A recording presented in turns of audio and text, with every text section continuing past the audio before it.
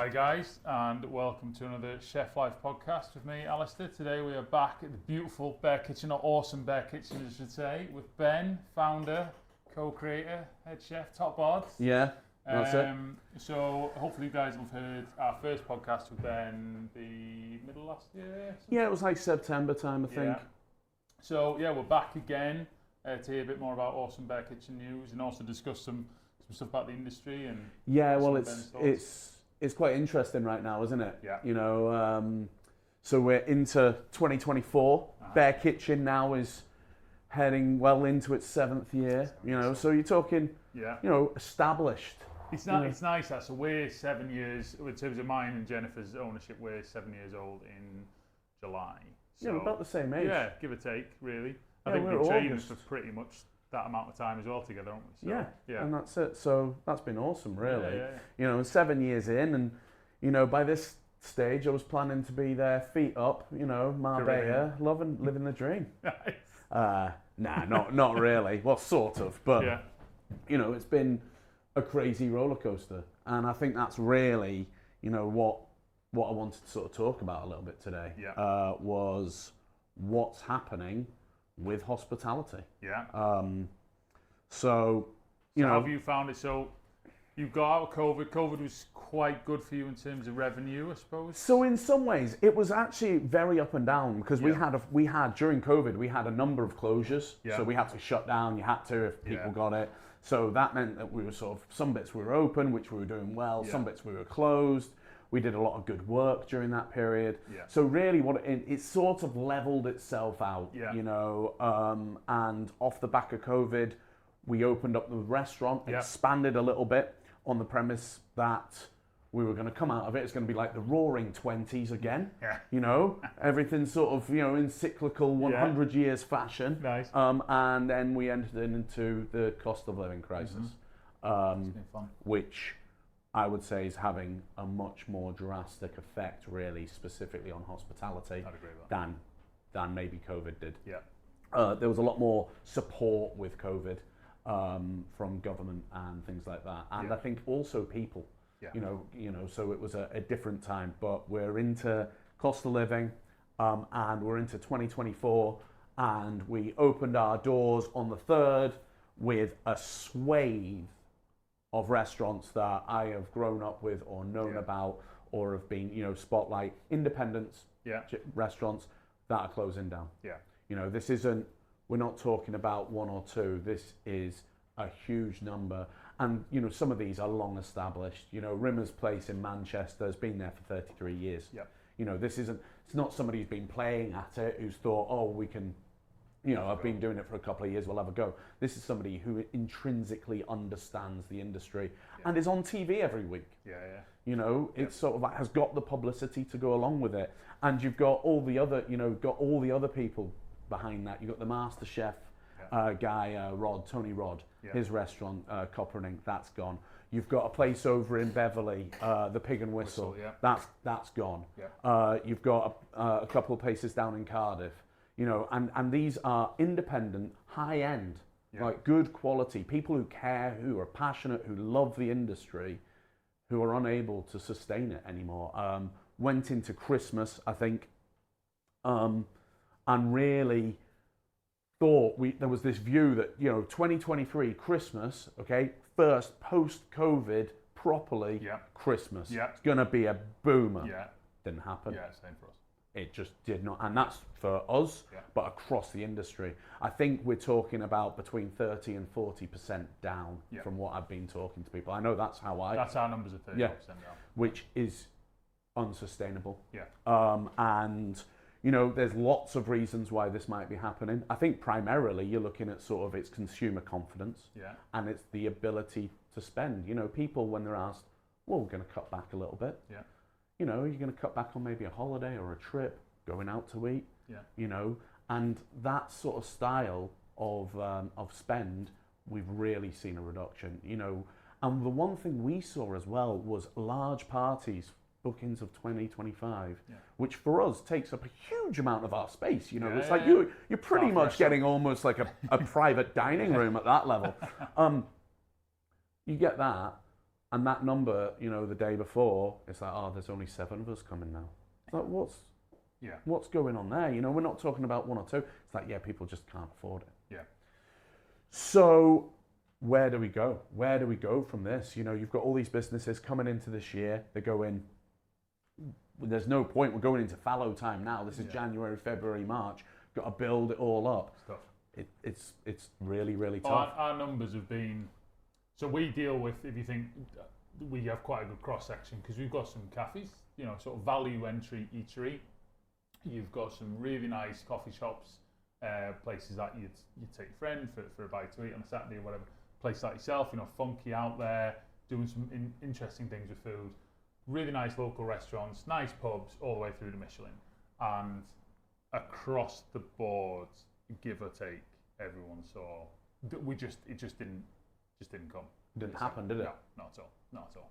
And it's interesting seeing the fallout in Jan, Feb. Like, my guys are working very hard, including myself, to try and get the business in, but there isn't the business to be had necessarily. Or you're just robbing Peter to pay Paul. You know, we're taking business off X supplier, and that's not our game. Our game is trying to push new ingredients and different, you know, working relationships. But again, a bit like you guys, we've got to pay the bills. So it's it's very difficult. It's the most difficult I think we've seen it, and we've been at this, like I say, nearly 7 years. Yeah, same. Yeah. You know, it's the same. We have to look from a restaurant point of view. You know, obviously your business structure is probably quite different to ours. Yeah. You know, in terms of the sort of breakdown of things, but in terms of a restaurant, you know, and I think it's important to people to sort of understand really sort of the sort of main costs that are happening, because obviously we've had to put our prices up, and people sort of say, well, I'm coming in and I'm paying between £10 and £15 for a burger from you, Ben, now. When you first opened, it was a £5. Yeah. You know, what's happened? It was like, well, there's a lot of things that have happened in that time, which has led to it. And, you know, so firstly, big chunk of our bill is wages, right? So it's between, now that fluctuates, obviously, with how busy you are, and also your percentage fluctuates on how busy you are in terms of your numbers, but also how many staff you've got. Sure. So that's between 30 and 40%, I would say. That puts that. So let's call that 40%, right? Yeah. So you've got that. Last year, we had an increase in minimum wage. Good thing. I really want people to be earning more. But that was a blanket minimum wage that came in that brought in a 10 to 11% rise. Yeah. We've got another one coming in April, which I think's actually they've abolished the younger rates. That's going to bring in another huge sort of 10, 15% rise, I think. So we have to plan for that. Now, I am happy that that we're having minimum wages. Yeah. I think that it's a really good thing. And as a business owner, people might be like, well, no, you might not be thinking that. It's like, no, but it is true. I want to see that happen. But what we're seeing is that it's squeezing the lower paid skilled workers. Yeah. So you're finding that, with people coming in and doing a sort of unskilled job compared to somebody who's doing a skilled job, that's squeezed together. Yeah. So the incentive of coming and working and sort of working and gaining the skills when you can do something that's a little bit easier isn't always there. So we've got that to look at.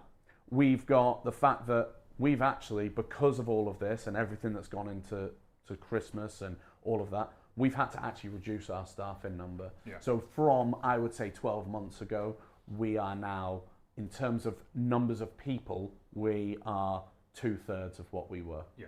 Which, that's 5 members of staff who have not been replaced. None of them have been got rid of, but when people have decided to leave or move on, they just have not been replaced. Yeah. And, so we're now doing the same amount of work with less people. Yeah. Now people could say, oh, well, that's a really nice sort of you're working people properly and stuff like that. It invariably actually falls on myself to pick up the slack. Yeah. And therefore, so my hours have massively increased. Yeah. I'm working on a 6-day week at the coalface. On my other day, I'm doing all my paperwork and stuff. Yeah. So I'm flat out doing a 7-day week. Yeah. And that is to basically keep things going, and to ensure that, everybody at the end of it has got a job. I think that's the problem, though, isn't it? What it does irritate me ongoing is, so I read a post, things about the pig and whistle, and some Facebook champion had put on the post like, oh, but the owner will be all right and stuff. I'm like, I don't think you, pardon my French, fucking understand like how much work it takes to own a business like yours or a business like mine. Like sleepless nights. Like I have missed a lot of my daughter's childhood growing up with that, and you know, but I've got to put it in because you've got inevitably, to your point now on the staff, you know, we've got people like Amy and things who work for us. She's like family. Like, I give a shit about her well-being and that she gets paid on time and stuff. And inevitably, it falls on me to do it. A bit like you with your guys. Yeah, of course. And you know, this arrogance towards thinking everyone's a Rupert Murdoch who owns a small business really pisses me off. Because you know, like I've got everything I've ever earned in this business. Like, same. Do you know what I mean? And you know, if this goes under, I'm fucked. So it's kind of this nonchalant attitude, like, oh, they don't care about staff, and it really irritates me because I'm like, but you don't see what hours I put in. You know, I'm up at 3 o'clock in the morning and stuff, and I work till 10. You know, it's same for yourself. It's that approach, because inevitably, same with the increase on costs and things.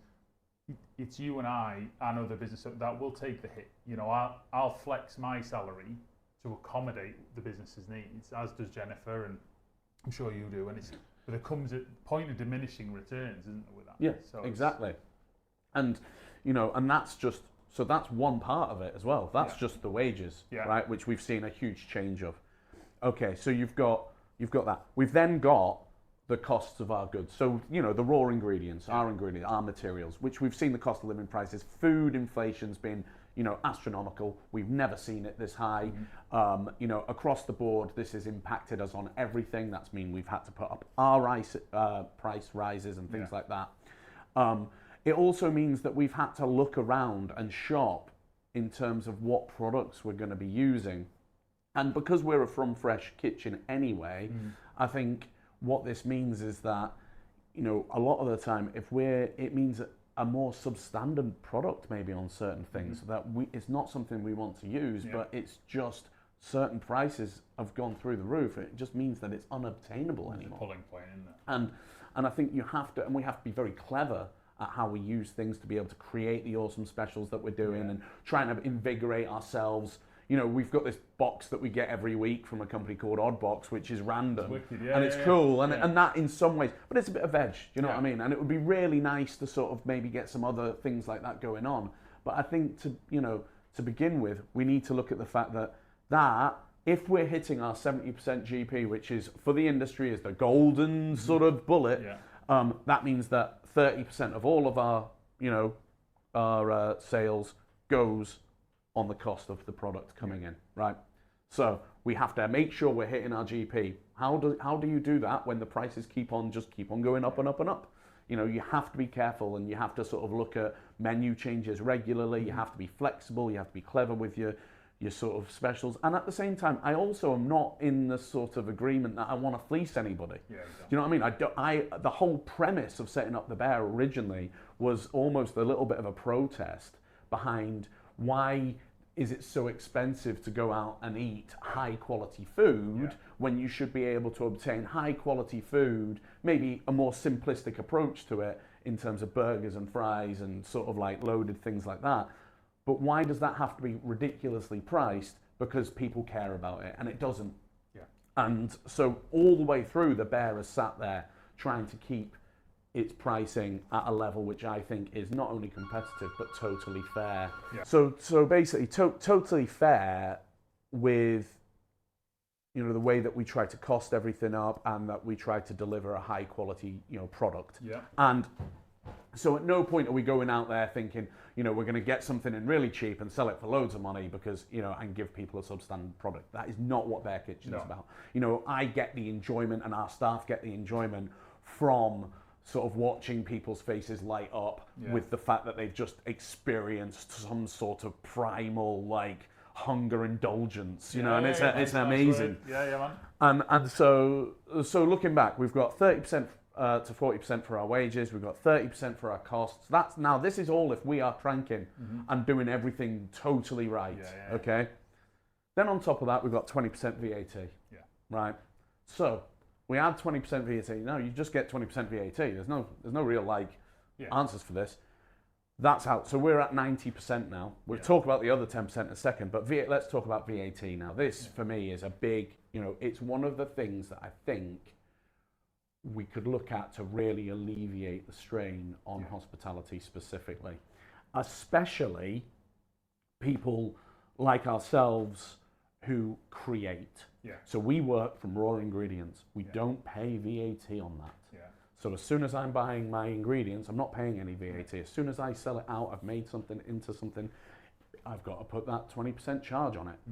And it feels like we're the ones being squeezed, because if you have, say, a corporation or something that's buying, say, a ready-made lasagna, or a can of pop or something, they're paying that VAT already, so they just get that back. That's just built into their costs and their thing. It just disappears from them, whereas we get stung with it.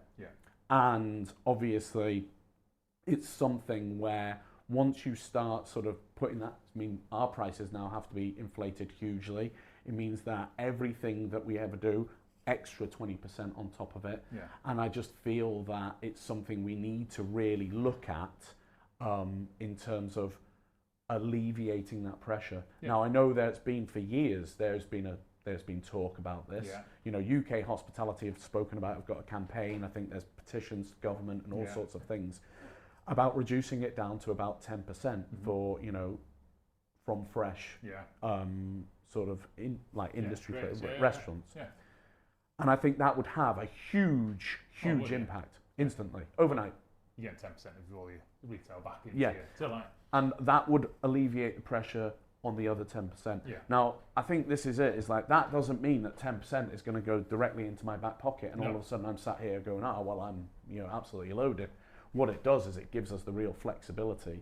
And I think as well, it promotes basically training people in the industry, creating places which I'm passionate about, having from fresh food, because it's really sort of the fact that we're blanketed in with those who have microwave-based foods and sort of unskilled kitchen teams.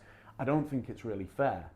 I think we are trying to create something that we believe to be healthy, that we're using real ingredients for, that we're supporting maybe local economy or the international economy with certain ingredients, but we're creating chefs in the kitchen who have got lifelong skills. We're creating like a good sort of like workforce that can go out there and sort of have good habits and understand, how food works. And I think as a nation, we need to understand how food works. And that on our previous podcast, we spoke a little bit about that. But, we're doing a lot of positives there. And I think, in terms of the incentive from the government with that, there's none. There's none at all. I might as well just not bother. I might as well just get myself in there with a bank of 12 microwaves, order everything in, just get a bank of freezers and just ping it.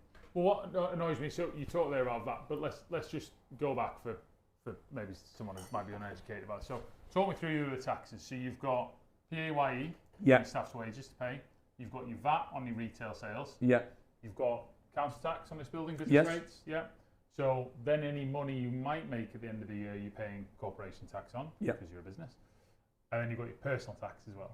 So for me, where the problem lies at the minute is that I feel it's a very one-sided street. So the government has invested heavily into lots of different places for everyone's benefit through COVID and roads and schools and all this stuff, get it, right? But then as a business supporting that, when times are tough for me, where's the give and take? Because I know if I don't pay my VAT bill on time for whatever reason, we've had a tough month, I'm not getting reprised from that. I'm getting a kick. So I just feel it's funny. Do you remember the David Cameron Big Community? Yes. I don't think. So I like the ethos of that. I like the spirit of that. And I felt the shop local, and that sort of comes back and forth into our lives throughout COVID and things. But I feel it's very much a one-way street, because for young Ben or the next Ben coming up or the next Al coming up, what's the incentive to start your own business? Because at the minute, it feels very much like I'm getting hammered and I can't, there's only certain levers I can pull to stop getting hammered. And like you say, it's you either increase your prices, you reduce your cost price, potentially damaging the product you sell, you reduce labour, maybe move your gas and lecky around, but you've not got a ton of savings there. But there's only so much you can physically do to you know, and again, especially for a business like yours, which to me goes back to that community thing, you know, you are only going to ever service a local geographic, aren't you? Yes. The people of Wakefield and surrounding areas with a great product and awesome ethos. And to me, that's that community vibe. So as a community, which the council is meant to service, I feel there should be some, I don't know what the answer is, but I feel there should be some back and forth. I feel like, you know, to sort of like build onto that, I think there is no real incentive for sort of almost positive ethical practice. Yeah. You know, and that's the thing, is like, actually, the fact that we get our energy from sort of a green supplier, that we try to use sort of local independent businesses to help sort of supply us. We support like community projects within Wakefield. You know, all of this is done on the basis that we think it's a good idea and we should be doing it.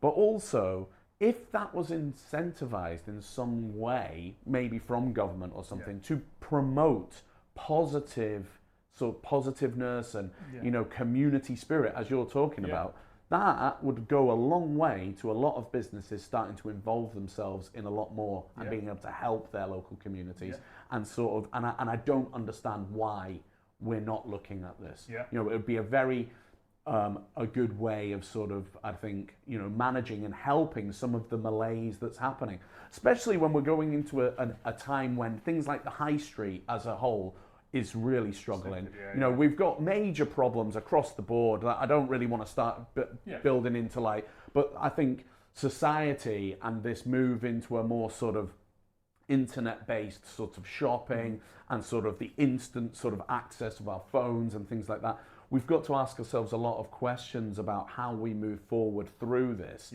and how we can sort of retain sort of a positive attitude and like sort of like looking at mental health, looking at the health of the nation and things like that. And I think it's a big question. And I think it would go a long way to have things where businesses, especially if you're putting back into the community or you're helping try to move things forward, get some sort of kickback or relief, you know, incentive to be able to do that. Agreed. You see, I think there's a different. I was reading this article a while ago, and it was around this project this guy was floating, and it made sense to me. Like, you take a local community, so Wake is obviously a bit bigger than a village or whatever, but basically said, right, cool. If you want to bring in a chain into that area, they have to pay a premium to come in, because what we're saying is there's a view that if you take a local community and go, cool, we've got Ben, and Ben wants to start an awesome burger bar that's going to be healthy and benefit the community. Well, he's a local resident that's going to employ more local residents and service the local residents. So we're going to help him by having reduced rates, whatever it is.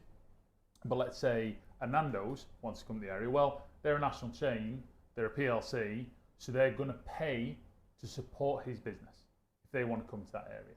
And actually through that, you benefit creative people who, you know, might not necessarily be food, might be an art studio, might be a clothes designer, might be someone who makes hockey sticks, whatever. And that way then you get real local diversity in terms of products and ideas and different things. Is really fun.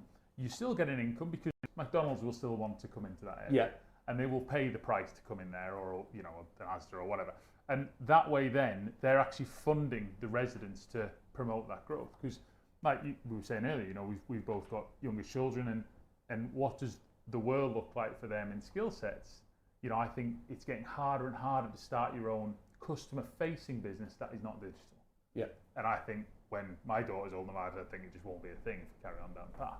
So therefore, their skill sets have to be digitally focused, which if you don't want to do that, it's hard, isn't it? Because that's where you would naturally push your kid. But I really like that ethos, and I think actually to push a council or a local place into that, it's not a lot of effort. No. Do you know what I mean? And I think that is true. It's, you know, inevitably, what I always struggle to get my head around is it's community money they're spending because it's from the community, but is it always beneficial to the community? I mean, nice parks, stuff, get it, but businesses are at the heart of that. Yeah, they are, and I think it's not all. I think if you're trying to create a positive, and I think this is the main thing, is like an ethical backbone to the business structure, and I think that's where, you know, as if you were to turn around and talk to people and you say like businessman, what's your, your immediate sort of like view is like some guy in a suit who like fires people and, and is there as a sort of an individual who's trying to extract as much money out of the situation as possible. Yeah. And that's, it's not true, and I think what it's trying to do is if we are able to actually create positive business practice where the community feels the benefit from it specifically, and I'm not talking about in these sort of like blanket, we're helping the community scheme or anything like this. I'm talking about actual individuals. Great. I think it makes a huge difference. It does. And I find it strange as well from, like I've grown up around here the bulk of my life. So you kind of think, well, what I want is, for this community to do well and for things to be interesting in this community, to keep me in this community. Whereas if all I'm seeing is a carbon copy Nando's, Cineworld, whatever, Sports Direct, then I can live anywhere and have the same experience. Yeah. So it reminds me a little bit of, like I've got family in the States. One of the reasons I set up this is like you go to the States, and I was down in Florida, and I'm there, and you literally drive down a road, and every sort of 4 miles, it just repeats. Yeah. There's no real town. Yeah. It's just like this linear repeating pattern of like McDonald's, IHOP, Public Supermarket, Walmart, Kmart, McDonald's, IHOP, and it's just like, and that's all that happens. Yeah. And I feel like that's where we're going to start heading. Yeah. I feel like, with everything that we've been talking about already, all this is pretty much is saying is that independent restaurants or business across the town is being absolutely squeezed out to support large corporate interests. Yeah.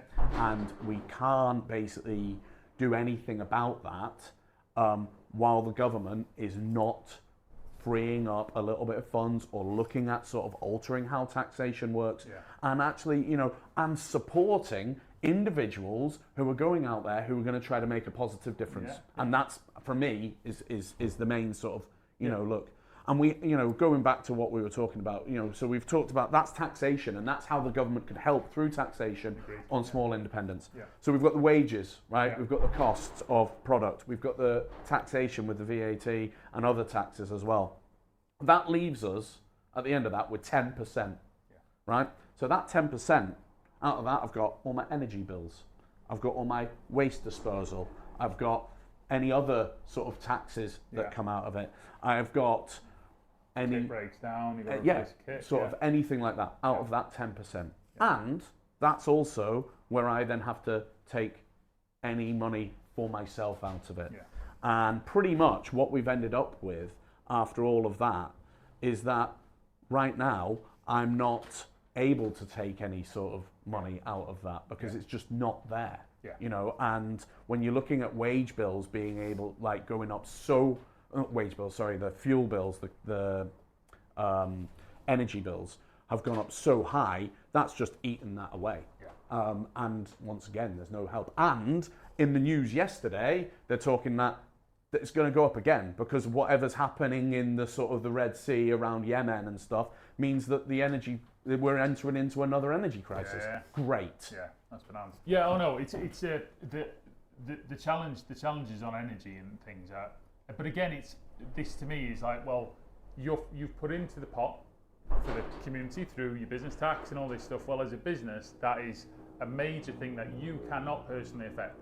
You can shop around as much as you want. You can change your ingredients as much as you want. You can change your business model as much as you want. But you still need gas and electricity to run that kitchen. Yeah. So for me, that's where the community money should come back, and it swings and roundabouts. And then, your tax, that's what you're paying in for. I just feel there's a place, whatever industry it is, I know everyone faces challenges, but there should be times, a bit like the air industry during COVID, they got special dispensation, I'll put the word is for that. And I just feel now is the time where restaurants, whether it be a VAT reduction or help with gas and electricity, that should come into effect. But then I also, it was interesting chatting to a good friend of mine, Big Johnny Watson, a while ago, and I think there's something around that for core products like energy, there should be a nationalised approach where, as a nation, we're in charge of that price because it's a basic living necessity, or water, all these things, and that's how we run it, and we run it as a nation with cap pricing and stuff. I just think trying to profit on core things that you would deem as a human necessity is any public service, like look at the water situation, in London and stuff with Thames Water, and it's like, and the whole thing's set up on the premise of international groups having a vested interest in it to get shareholders, to get the money out, for the company to go bankrupt, and then us, the taxpayer, to bail it out.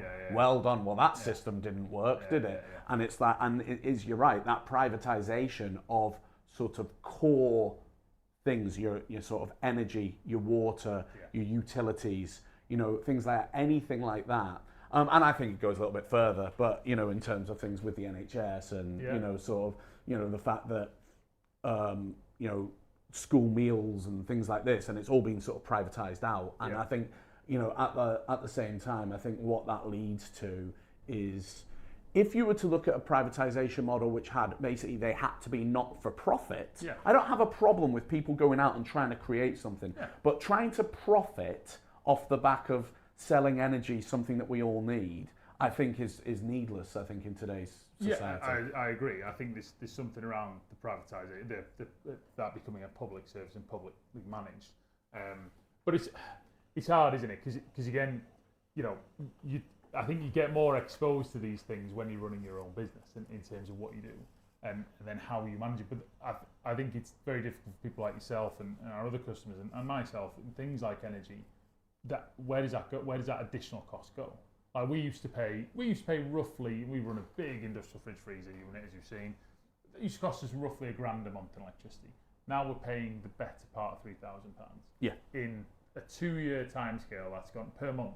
I'm like, well, where do I find that money? Well, we're paying £2,500 a month. Yeah. It's a lot. It's a huge amount, and it went from 1,500 a quarter to begin with. Yeah. It's hard to. I don't know. I mean, geez, I'm not the brightest kid on the block, but I'm kind of like, I only, again, back to my levers, I only have certain levers to recover that cost. I either put my prices up to you, which inevitably then you can only charge, you're either going to go somewhere else or, you're going to have to find a subpar product. I can only push my suppliers so far on price before they're like, well, you don't list the price, mate. I either have to make some changes internally in terms of staff to try and recover that cost, or I don't know what I do. Well, I think that's where we've got to, isn't it? Yeah. Is, we've reduced staff. Yeah. We've shopped around for our products. Yeah. We've put our prices up. Yeah. We have done everything. Yeah. The fact we're still here, I think, shows that we've done the right moves. Yeah. But the fact is that there's no long-term alleviation there. No. Do you know what I mean? And I think that's where we've got a major problem, and that's what we need with, we need people from government, genuinely. And if you're listening to this and you're in the sort of like West Yorkshire area, Wakefield or Huddersfield or Kirklees or whatever, or Halifax based, and you want to talk to us about this, do, because I think from a business point of view, we really need to have a conversation, because we're going to start dropping like flies, and we already are. Yeah. And I think you're going to start seeing whole swathes of people who are going to start basically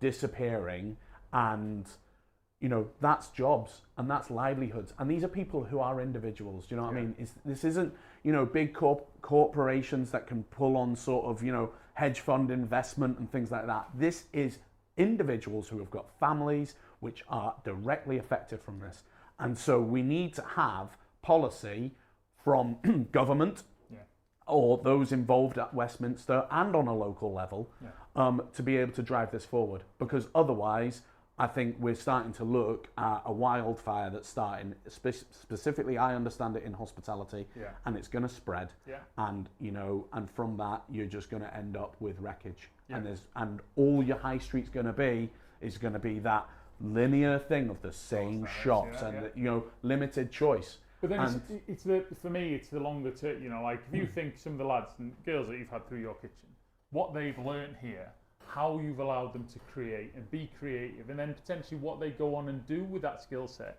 either here or start their own little joint or whatever.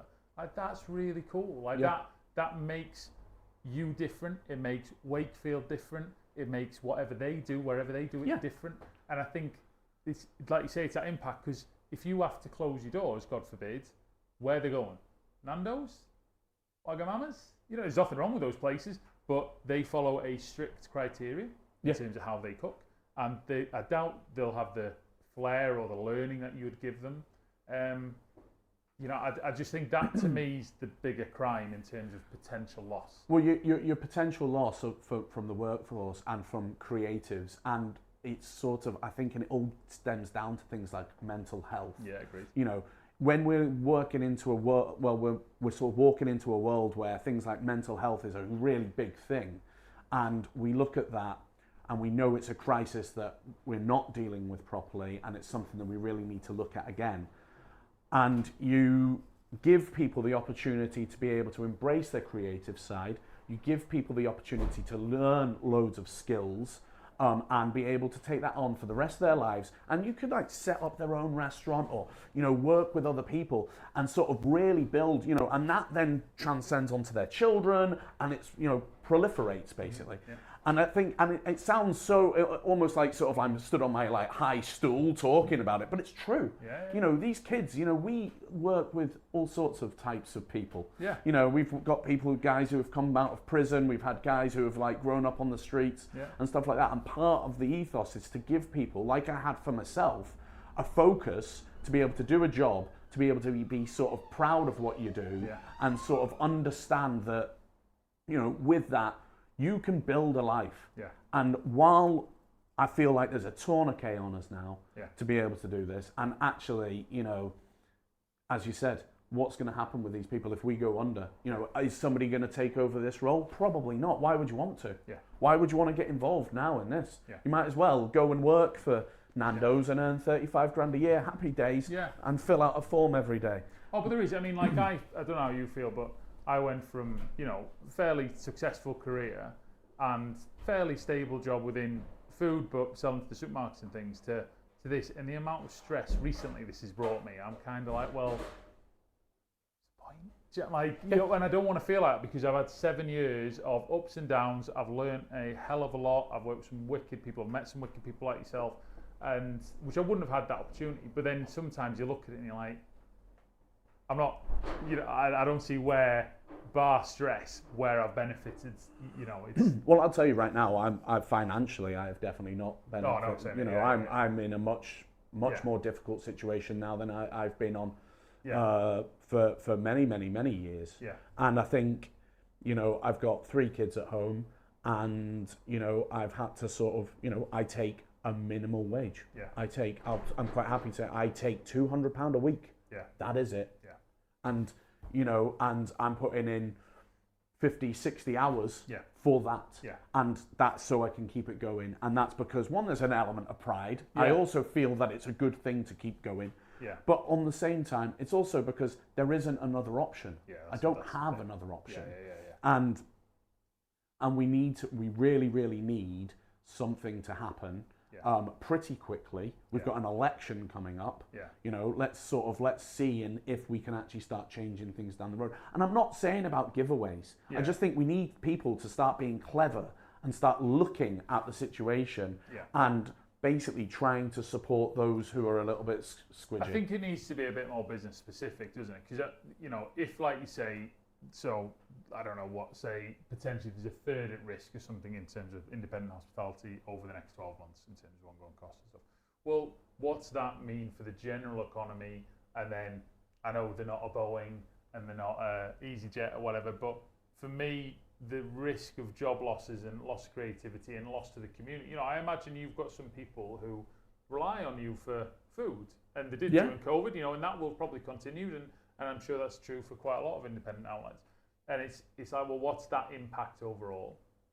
And then is there not a case to be said, well, if we don't invest in, say, independent hospitality or whichever business there, I'm sure there's other businesses struggling out there as well, then what does that mean? You know, I think there needs to be less blanket covering and more independent case-by-case basis as industries.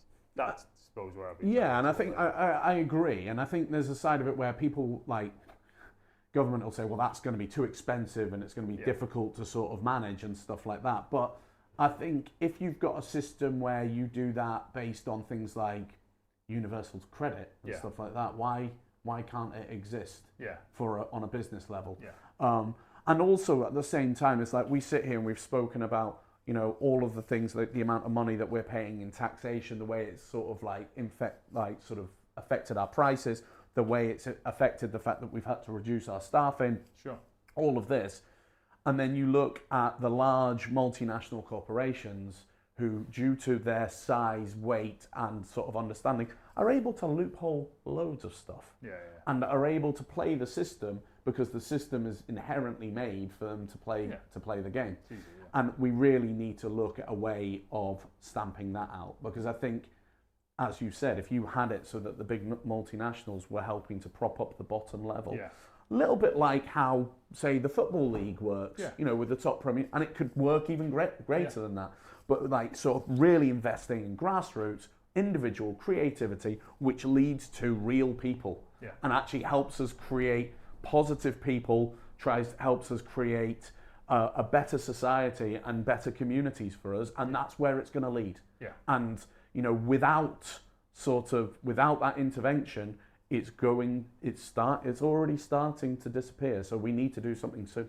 Oh no, I totally agree, and it's an interesting thing, because I always think food is a forgotten subject of our nation. You know, like with I don't remember the bird's eye. It was a bird's eye, the horse meat scandal thing a good few years ago. Yeah, like, but I because I was working in FMCG at the time, and I felt there was a real lack of knowledge from people I knew in terms of, they were disgusted how this had happened. I'm like, how do you think you get a burger to, you know, 10 burgers for £1 or whatever it was, with being all cow? You know, like, the farmer's got to be involved in that supply chain, the cow's got to grow, there's veterinary bills in there, and that's before you start getting an abattoir, and then the supermarket making money, and Bird's Eye making money, or whoever it was.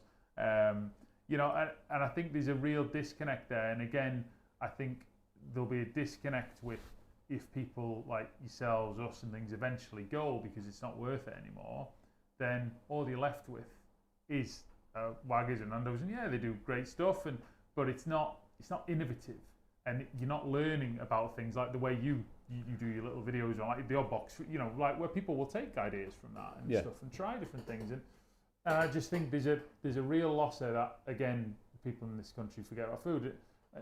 Someone I was chatting to a while ago was saying, you know, this whole, during COVID, support local, that quickly got forgotten. Oh yeah. You know, and I get it from a cost of living perspective. You know, all of a sudden, if I'm worried about paying my lecky and gas, I'm not worried about buying organic as much, and I get that. But I think there's it's back to that community spirit, and how do I want my community to look in the next 10 years? Yeah. Do I want it to be full of high street brands, or do I want it to have independent creators? And I think that's, I totally agree with that. And I think it's quite scary when you look at the sort of the big corporate brands, you know, compared to when I was a kid, say, and that sort of growth up through the 80s and 90s, to a point now where, you know, they're everywhere. You know, you look at, you know, the big boys, McDonald's and Subways and KFCs, and they're everywhere from a food point of view, and that's fast food. But there's all the new, like, there's the higher, like, echelon above that, as you said, like Wagamamas and Five Guys and stuff. And, you know, as you said, you know, they produce good things in terms of sort of a quick, sort of consistent product. But where I get, like, with my view on food and stuff, is that, but it's not totally fresh. It's, you know, a lot of it now, if we start looking into things to do with food production, and we're looking at sort of the ultra processed foods and things like that, you've really got these companies who invest into the conglomerates that produce them. So they're all created, they're all part of the same food system, and they want you to buy this food. And arguably, you know, and a lot of research is coming out, that it is actually, especially the ultra-processed foods, are addictive. They are made to be addictive. And I think while we're sort of sat there sort of proliferating these businesses, selling this addictive, you know, product out there without any warnings, and at the same time sort of hamstringing small independents who are trying to cook from fresh and trying to create a really nice, totally from scratch raw material product, You know, like to the point where we're looking at, I was watching some stuff, we're looking at making our own stock cubes now. Nice. So we're going to be making our own like homemade stock cubes to be able to do things, because it's a really good way of using up sort of trim and things like that. And that's the level I want to take us to. But just to that point then, brother, like, so you've got what, 5-6 guys in the kitchen? Yeah. Roughly? Yeah.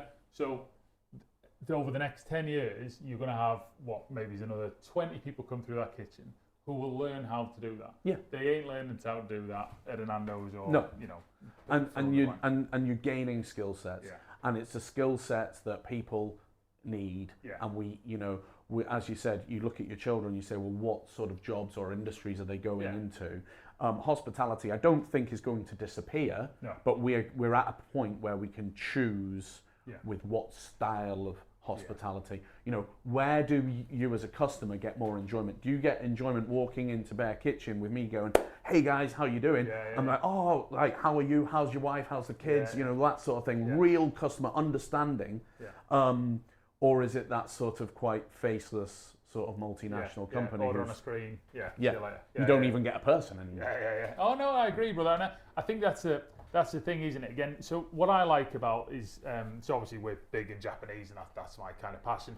So, you know, I like that I can introduce someone to a ramen bowl, for example, there in terms of Wagamama, but then they can go on their own little journey. They can go house food and Leeds, which is fucking awesome. Yeah. You know, they can do different things now and again like that. You know, they can try different things. But I think if at the end of the day, all you're left with is a Waggers or styles of Waggers, then that's all you're left with is entry level. It's sad. You know, whereas I think what I like is the creativity. I mean, you know, for example, my mum and dad used to really like Wagamamas, but then sitting in the house full, Wagamama's a piece of shit in comparison. Do you know, like, and it's that experience and that life experience of finding new things that I think as a community you need to protect, whether that be clothing or anything retail based or food service based or whatever. I think it's just keeping that creativity going. Otherwise, you just, and individualism. You know, we promote the fact of things like the internet and the fact we can all be individuals now and stuff like that. But what's happening is I feel like it's just becoming this like homogenous mass of like sort of removing any sort of individuality. And there's a side of it where people are almost penalised if they try to sort of start thinking or want to stray a little bit.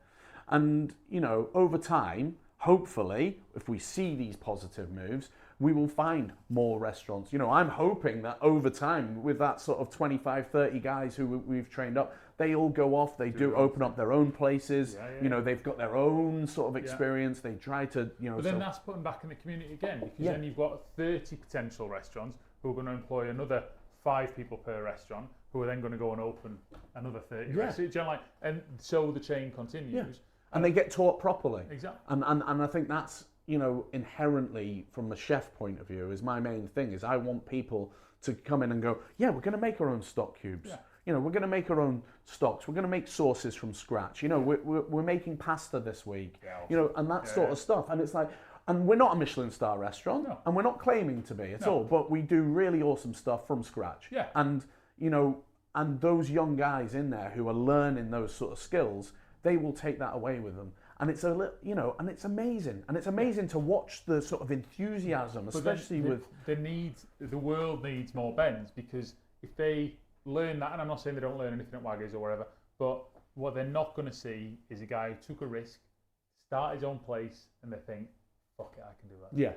Do you know, and that's the difference, because if all you work for is multinationals, you get the whole dad chat of, be safe, son, you know, like... make the right decision, don't take risk. And I think you need people like yourself who are out there going, well, take a risk. You know what, Ben did it, I can give it a go. And that, without that, they might learn different skill sets, or similar skill sets to whatever elsewhere, but it's that inspiration almost.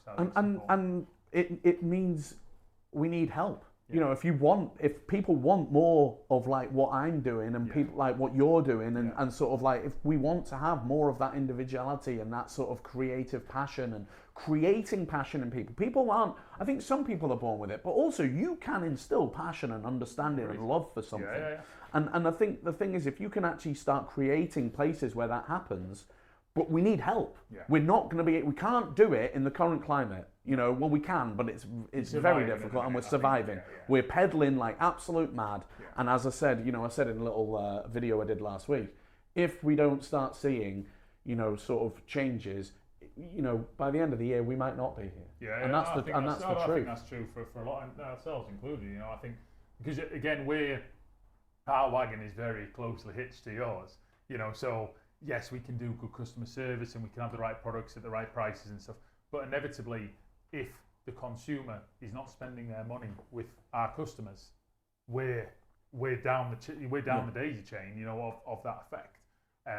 So that's very much at the forefront of our minds in terms of, we're about to do a big announcement around some big new stuff we're launching, but it's that is very much dependent on you having bums on seats. Yes.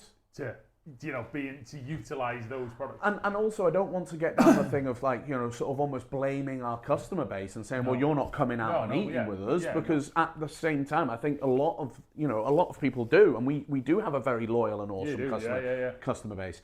But it's the fact of the matter is it comes down to, that choice that people have. You can choose to go and put your money into something that is real, with real people behind it, or you can do it on a big level. Yeah. And right now, I think we need to really start looking at making those choices where that money is directly impacting somebody who or your community. Yeah, no, absolutely. And it's about experience as well. McDonald's is not going to close down overnight. No, absolutely. And I think again, I feel for it because it's hard, isn't it? Like again, everyone, myself included, I suppose you're making choices of ways spending that money and how much you can afford to spend. Yeah. But I think it's around what I like about our customers like yourselves and the Old Georges and White Hearts of this world and things is that I know that I come here and I have an awesome experience with awesome food, and if you bring the farm, it's good memories for the farm and all this sort of stuff. And I think that to me, I'd rather have, if I was buying a Mackey's every week, not that I do, or a Starbucks or whatever, I'd rather not have as many of them and have a once a month, whatever it is. And I think that it's more around less frequency of choice, but it's the right choice at the right time. But to your point earlier there, I feel as a world, we're very much instant hit. I know if I want something, I can order it on Amazon today and I'll have it tomorrow. Yeah. And eventually that will become, I order it today and I get it today. That's where it's going to go. And I think if people I remember as a kid, going out for dinner was a once a month thing. Yeah. Oh. Best. It was your birthday. Exactly, yeah. And whereas I feel now which is being great for our industry, but then equally I think if times are going back in time a little bit, then it's around pick the right experience with the cash, not a continual experience of cheap money because you get cheap product. Yeah. At the end of the day. So then looking at your menu, then what lies ahead in this climate? What are you thinking of doing? So basically, I think we're looking at consolidating with the menu. It's like we've always looked at changing every sort of 6 months. So we're looking at March. I think we're not going to do anything too wild. Mm-hmm. We're just going to consolidate it down. We're just going to tweak a couple of little things, and we're going to have to obviously look at that. And then our main thing is just really the specials, and really keeping this sort of rotating sort of specials menu, which allows us to sort of be quite creative. Yeah, absolutely. Yeah. And I think, so we're sort of looking at that. We're looking at, we've got like a lunchtime munchbox thing that's going out. So it's £10 now. You get like basically a burger and then home fries and salad and a drink for a tenner. Nice. And it's enough, or some wings and sort of like some nuggets or something with fries. So some little lunchtime stuff. We're looking at just making sure, mainly pushing our social medias and stuff like that. That's our view, is to try to sort of invigorate people and just so people understand, come out, support your sort of local businesses, get some awesome food, come and say hello to us. Yeah.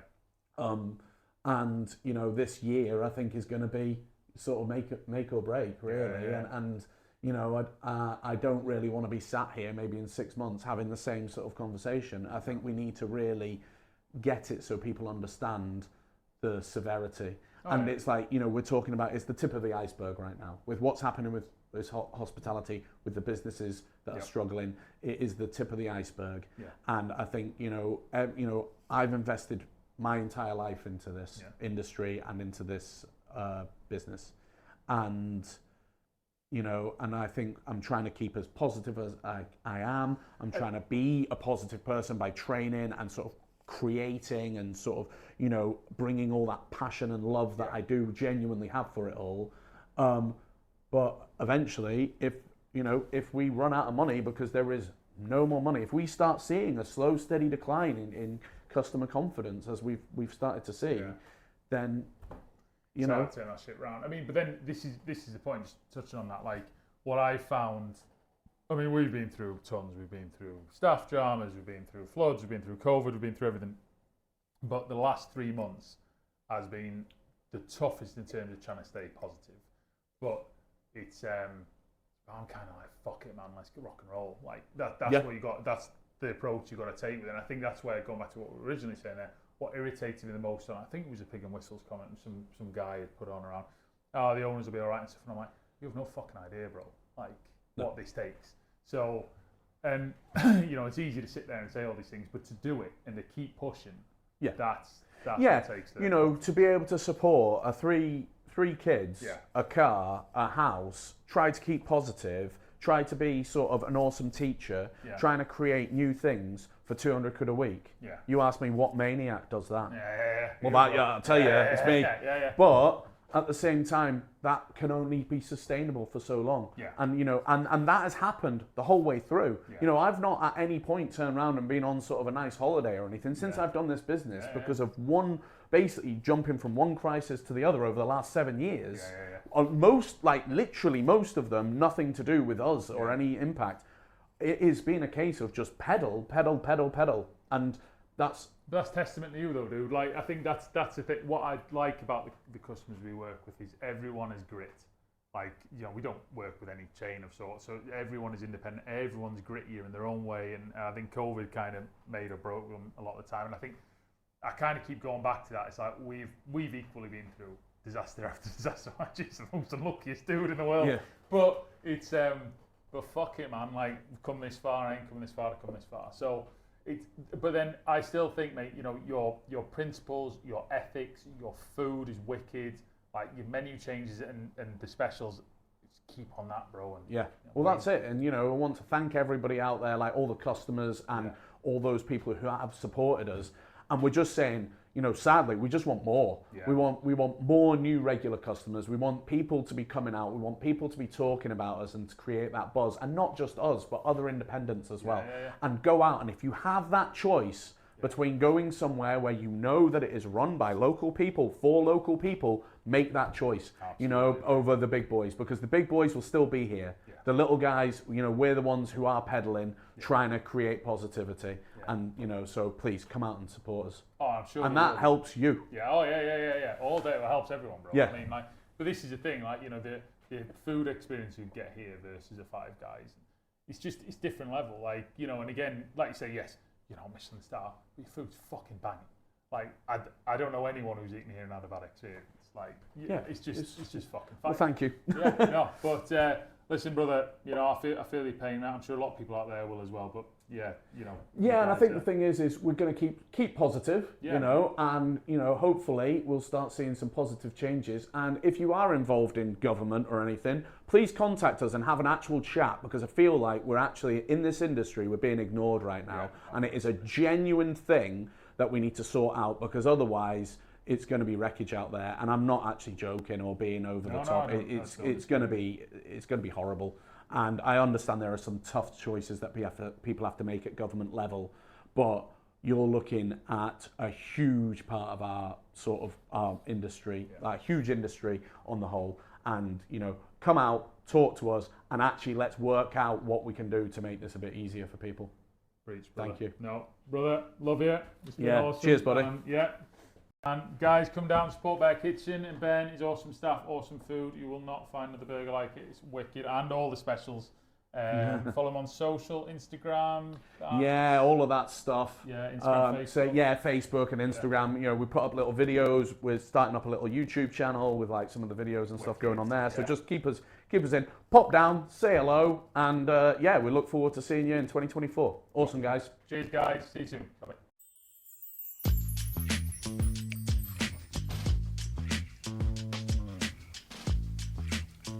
Thank you for joining us on another Chef Live podcast. I've been your host, Alistair. If you'd like to learn more about our business, you can visit us at www.cottagefoodsLtd.com. Give us a follow and a like on Instagram, and we'll see you soon. Thanks.